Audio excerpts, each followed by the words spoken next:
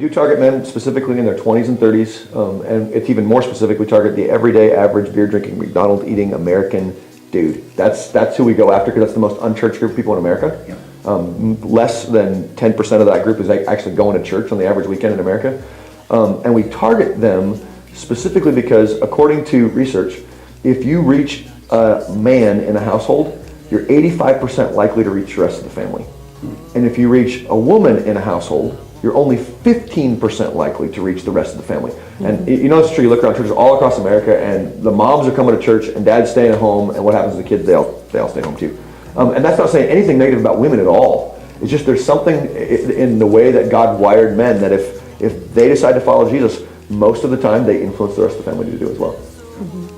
Well, a lot of times it's if the woman decides to go to church, well, that's her thing. That's what she needs. You know, that's that place where the women all get together and, you know, do spiritual things. And so we just, we always target the men. And I think that initially it sounds offensive to a woman. You know, what? You don't want me at your church? Fine, I won't go to your church.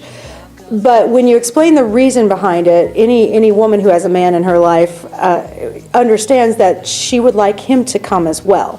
So actually, I think it's bigger than that. I think women all across America are dying for their man to come to church. Oh, yeah. And they're just stoked when, yes, my husband actually likes the church. Yeah.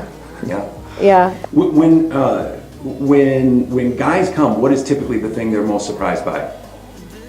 What are they most surprised by? Straight up, I think the fact that they're awake.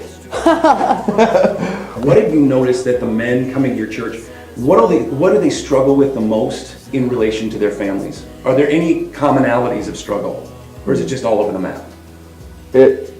I think the biggest one immediately, I would just say porn. Right away. I think that the stats are wrong when guys admit to, like 60% of guys admit to looking at porn online. I think that figure, that's admit. Yeah. I think it's like 85, 90% maybe even. I think the majority of men that come to our church are depressed and discouraged because they can't keep their eyes to themselves.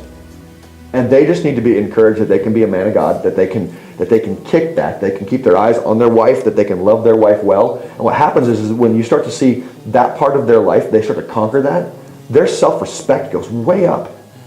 And I think that would be the major thing is just that piece right there. And then secondly, I think a lot of men live as kidults. Mm-hmm. They don't know what it means to be a man. So they're just kidults. And they act like kids all the time. And then they have no self-respect. Their woman doesn't respect them. They don't even, if they're single, they don't know how to get a woman. And then how to love her well. And once guys get that figured out, then they realize, oh, you know what? I can contribute to this world.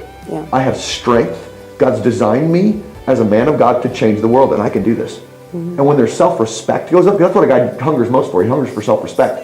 But if he doesn't know he's a man, and he just feels like a child all the time, or he gets treated like a child, or he acts like a child, he just runs around goofing off. So I think a theme verse would be 1 Corinthians 13. When I was a child, I thought like a child, but when I became a man, I put childish things behind me. Mm-hmm. That's key. I think the ultimate man is Jesus. That's just we need to define Jesus as the ultimate man. He's not the bearded woman, and that's how a lot of guys picture Jesus. He's just a bearded woman, and that's not who Christ was. Christ was strong. He was courageous. He took risks. Jesus is the ultimate man, and I am so frustrated with people. They put a sports hero up as what it means to be the ultimate man, or how many women that I've bedded is what it means to be the ultimate man, and that's so pathetic. That doesn't make you a man. On the other hand, when you look at Christ, look what Christ accomplished, man.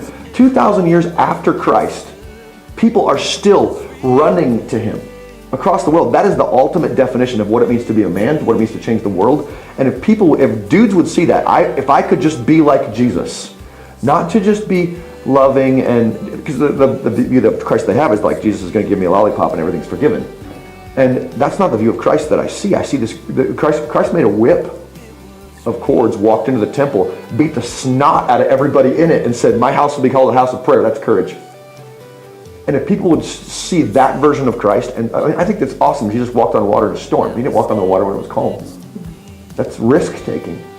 If men would grasp onto that version of Christ, which I think is the accurate version of Christ, they would lead their homes well. They would be strong in their careers. They'd be strong in their friendships. They'd be willing to like talk to somebody and call people out on stuff. And what would happen is they would thrive. And then when they went to their grave someday, they'd go to their grave going, you know what? I did everything I could to make this world a better place.